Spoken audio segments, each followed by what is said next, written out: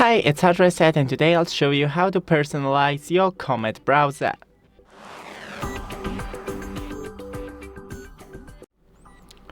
Go into your account and all settings, then personalization. Right here you can introduce yourself so the AI would know who are they talking to. Here you can enter your location and we have a memory. Reference search library. Let Perplexity use previous searches when answering.